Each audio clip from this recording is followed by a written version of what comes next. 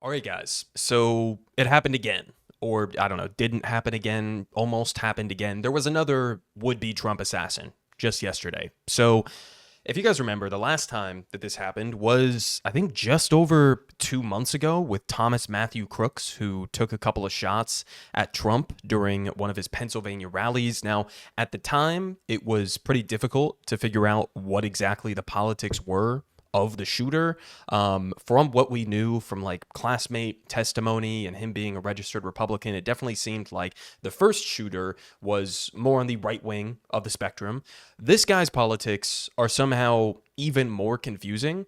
And we got a lot to get to here. Let's just go ahead and jump into it with some of the details. 5 things to know about the apparent assassination on Trump. So they say here from the Associated Press, former President Donald Trump wasn't harmed by Sunday's apparent assassination attempt as he golfed near his Florida club.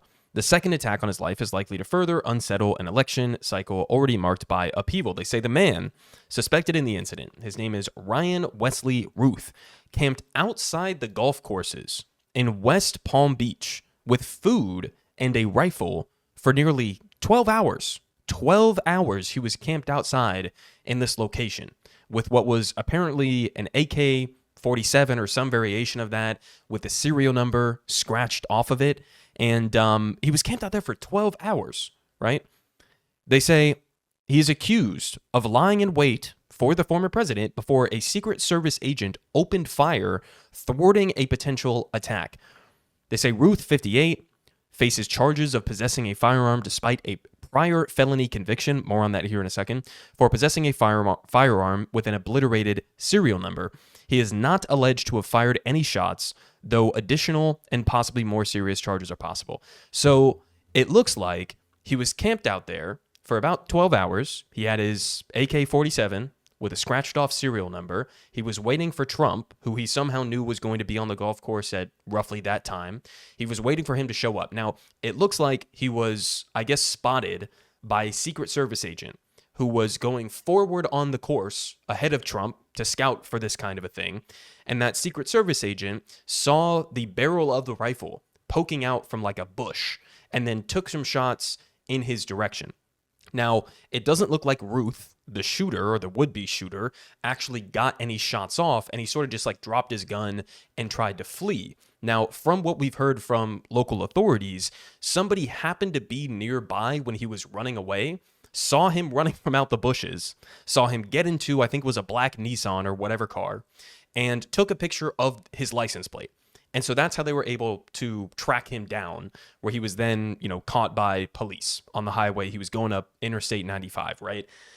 So Trump wasn't shot. It doesn't look like the shooter here even got any shots off. It looks like the Secret Service spotted him and then managed to get him to run away before anything escalated past that point. So already, just an absolutely bizarre situation that we're talking about. Here's some of the pictures of where his hideout was and what it looked like. Looks like he's sort of like poking through a fence here, I guess, and there's his baggie of food and his gun that he had. They continue down here. They say Ruth appeared briefly in federal court in West Palm Beach on Monday. He had previously posted frequently on social media about the war in Ukraine. So here we go. And had a website where he sought to raise money and recruit volunteers to go to Kyiv to join the fight against the Russian invasion. Now, this guy, from what I saw before his accounts got taken down on social media, this guy, I think, clearly had some mental issues, okay? His posts were erratic. He was making claims that I don't think he could even possibly reasonably back up. Many of the posts that I saw on his social media profile was him trying to pledge to bring NATO-trained Afghan troops who he somehow had a connection with or thought he had a connection with to go and fight in Ukraine or Taiwan or multiple other situations, right? So just like bizarre social media posts, and we'll get to more of that here in a minute. But this seemed to be a huge focus of his politics, was the Russian invasion of Ukraine, firmly against that, wanted to recruit people to go and fight. He wanted to fight himself. Here were some of the things that he said. He said, fight and die to stop aggression. He posted this in February of 2023. He said, everyone should be outraged and helping. He said, this is good versus evil. And then he went on to say, I am going to fight and die for Ukraine and even traveled there. So he went to Ukraine, and it looks like he wasn't really approved or welcomed into the Ukrainian military, or, maybe it was because of his age or because of his lack of experience, but he supposedly wanted to go and fight for Ukraine, but for whatever reason wasn't able to do that, even though he did go to Ukraine over the last couple of years. They say that, again, Routh never served in the Ukrainian army or worked with its military, said Oleksandr Shahuri of the Foreigners Coordination Department of the Ukrainian Ground Forces Command. Here's a map of what sort of this roughly looked like. This is the Trump International Golf Course, I think that's supposed to say. It says golf club. Maybe it is club. But they say down here, the gunman's rifle spotted on the course perimeter 400 to 500 yards from Trump by the Secret Service. The agent fired 4 to 6 rounds. None of those rounds hit the suspect. And again, he went on to flee. They say he was playing on hole 5, which they don't label on here for some reason. But I don't know, maybe roughly around here. Let's see if they get any more interesting details that I highlighted here. No? Okay. Well, we move on because it gets even wilder, guys. So one of the big questions that I had was, how did this guy get his hands on an AK-47? Because reportedly, this is some of his past. Here from Prem. Ryan Routh, the suspected Trump shooter today, was arrested in 2002 after a 3-hour standoff with police. He was charged with carrying a concealed weapon and possession of a weapon of mass destruction, in this case, a fully automatic machine gun. And again, he had an AK-47 with him that I guess he was planning to shoot Trump with. So the serial number was scratched off. How did he get his hands on this weapon after having a previous interaction with police where he barricaded himself? I guess it was inside of his roofing company that he apparently owned. He barricaded himself with a fully automatic, machine gun, and then got charged with that. And then again, somehow was able to get his hands on another gun. Who knows how that ended up happening? We also have this here from, now this is where it gets weird, guys. A previous New York Times interview from 2023. Because remember, on his social media profile, he was running around bragging about how he could get hundreds of fighters from Afghanistan, NATO-trained Afghanistan fighters, to go to Ukraine, I guess. Now, the New York Times interviewed him, as pointed out here by Mark Kaplan, in 2023 for their piece that was called Stolen Valor, the U.S. volunteers in Ukraine who lie, waste, and bicker. They say they concluded that he was a nut job and did not accomplish anything in Ukraine. So again, clearly the guy had a couple of screws loose here. They say, with Legion growth stalling, Ryan Routh, a former construction worker from North Carolina, is seeking recruits from amongst Afghan soldiers who fled the Taliban. Mr. Routh, who spent several months in Ukraine last year, said that he planned to move them, in some cases illegally, from Pakistan and Iran to Ukraine. He said that dozens of them had expressed interest. He says, we can probably purchase some passports through Pakistan since it's such a corrupt country. I mean, okay, fair enough. He said in an interview from Washington, it is not clear whether he had succeeded. I don't think he did. But one former Afghan soldier said that he had been contacted and was interested in fighting if it meant leaving Iran, where he was living illegally. They continue. They said, my conversation with Mr. Routh was brief. He was in Washington, D.C., he said, and had planned for a 2-hour meeting with some congressman about Ukraine. It's unclear if the meeting ever happened. Would be kind of interesting if he had managed to meet with some members of Congress, right?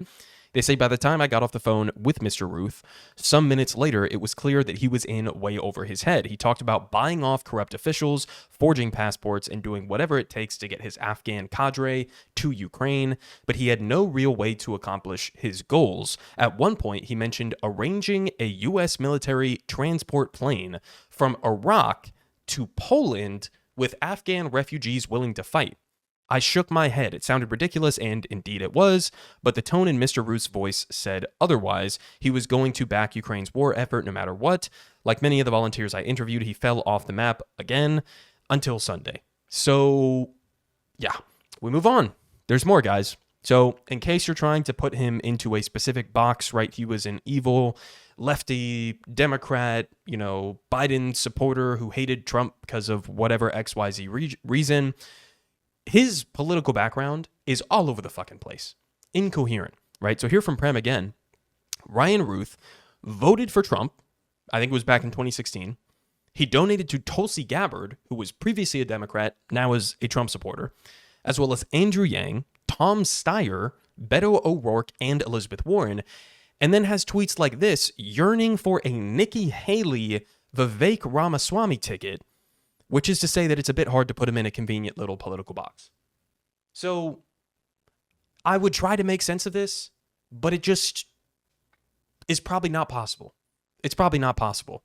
You were a Trump voter in 2016. You then went on to donate to Tulsi Gabbard, Andrew Yang, a whole, host of different Democrats from 2020, I guess.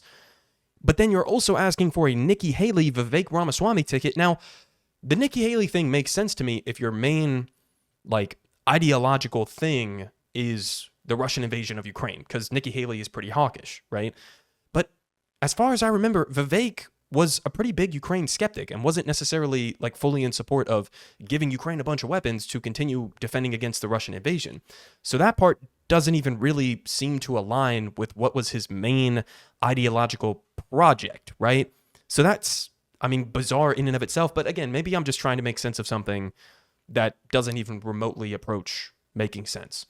Now, of course, even though his political ideology seems to be pretty incoherent outside of the Ukraine support and the support for NATO, we still have guys like Don Jr., other conservatives online who are claiming that he is a radical leftist.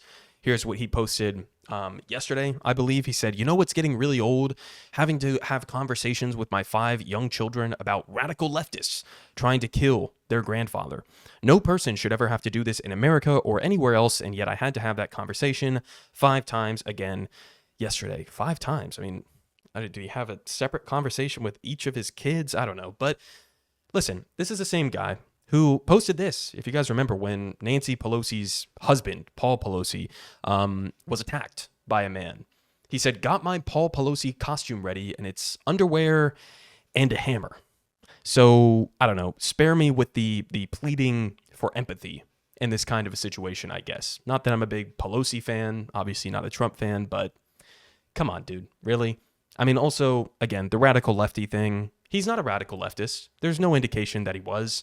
As far as we know from his politics, again, voted for Trump, then he supported Tulsi, then he supported Nikki Haley and Vivek. Clearly, he didn't like Trump, right, for multiple reasons, including the fact that he tried to potentially take shots at him yesterday. But radical leftist? No.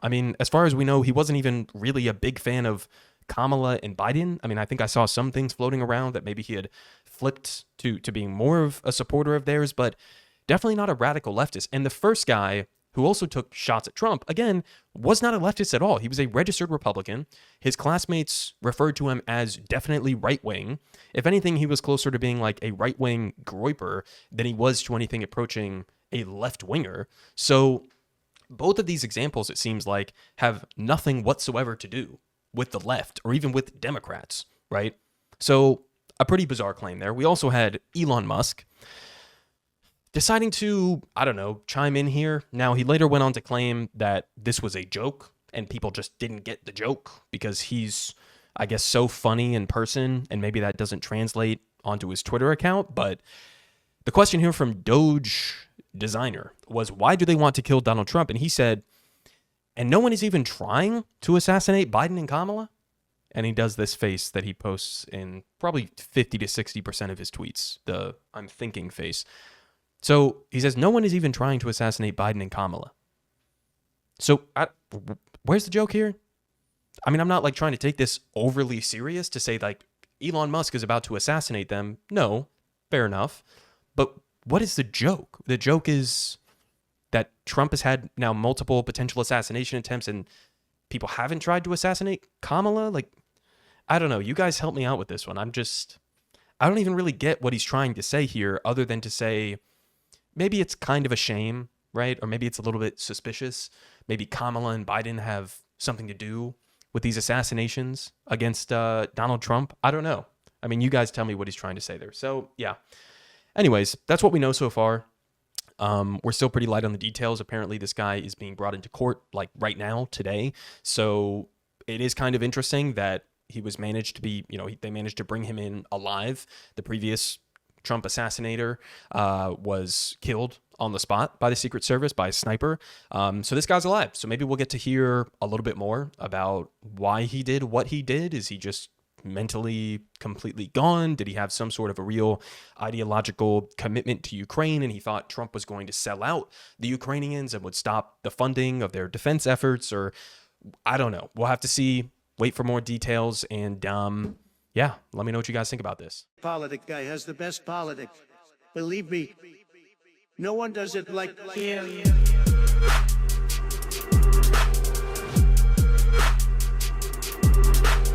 Believe me, everyone is saying